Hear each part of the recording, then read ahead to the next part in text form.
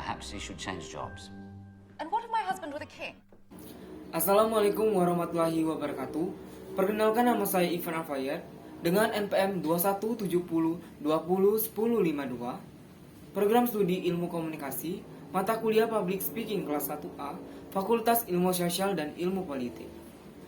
Baiklah teman-teman, dalam video kali ini saya akan menganalisis film The King's Speech. Film yang dirilis pada tanggal 6 September 2010 ini disutradarai oleh Tom Hooper yang menceritakan tentang perjuangan Raja George ke-6 yang bernama Pangeran Albert dalam melawan keterbatasannya dalam berbicara. Trauma masa kecilnya yang membuat ia gagap dalam berbicara.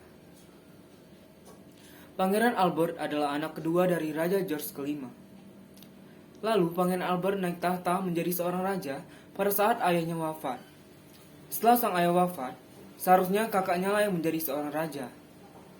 Namun, kakaknya lebih memilih untuk menikahi seorang wanita yang masih bersuami. Dalam aturan kerajaan, seorang anggota kerajaan dilarang menikahi seorang wanita yang masih bersuami. Karena hal tersebut, Pangeran David pun harus menyerahkan tatanya kepada sang adik, yaitu Pangeran Albert untuk menjadi Raja George ke-6 di Britania Raya.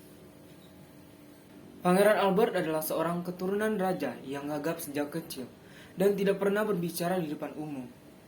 Dia selalu gagap ketika dia sedang takut. Maka dari itu, istrinya yang bernama Elizabeth mencarikan seorang ahli untuk menyembuhkan kegagapan suaminya tersebut. Dia telah melakukan berbagai macam metode penyembuhan dari berbagai dokter, hingga pada akhirnya dia membawa Pangeran Albert kepada Dr. Lionel Law. Pada awal pertemuannya, Pangeran Albert sempat menyerah dengan metode yang dipakai oleh Law, sehingga dia memutuskan untuk langsung berhenti. Namun, pada saat di rumah, dia memutar kembali rekaman suara yang diambil oleh Law. Dalam rekaman tersebut, Pangeran Albert membaca secara lancar, tanpa gagap sedikit pun.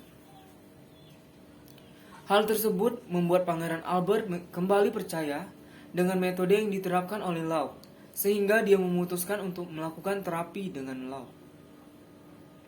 Berbagai cara dia lakukan pada saat terapi sehingga kegagapan Pangeran Albert sedikit berkurang. Dengan terapi yang dilakukan dengan Law, secara tidak langsung justru membangun kedekatan, sehingga Pangeran Albert atau sering disapa oleh Bertie ini sudah dianggap oleh Law seperti adik dari Law tersebut. Sudah dianggap oleh Law seperti adiknya sendiri.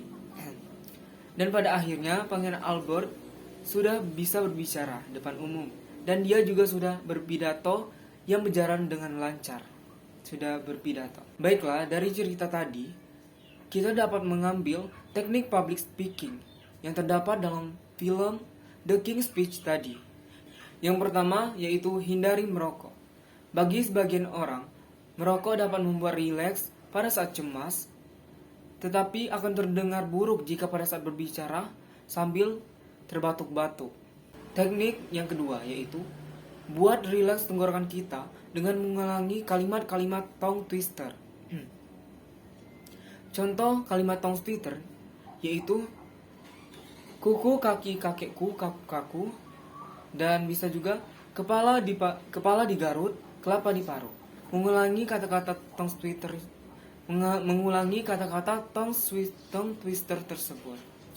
Pelafalannya memang cukup sulit, tetapi jika dilakukan sering-sering, maka akan lancar dengan sendirinya. Teknik yang ketiga yaitu sering-sering berlatih di depan publik. Dan selanjutnya yang keempat yaitu mengulang-ulang materi sehingga kita bisa hafal dan bisa juga merekamnya, dan juga kita bisa dengari secara berulang. Lakukan itu dengan cara terus-menerus. Yang kelima yaitu melafalkan kata-kata dengan jelas sehingga isi pidato atau apapun tersampaikan dengan jelas. 6. Gladi resik agar pada saat tampil akan berjalan dengan lancar.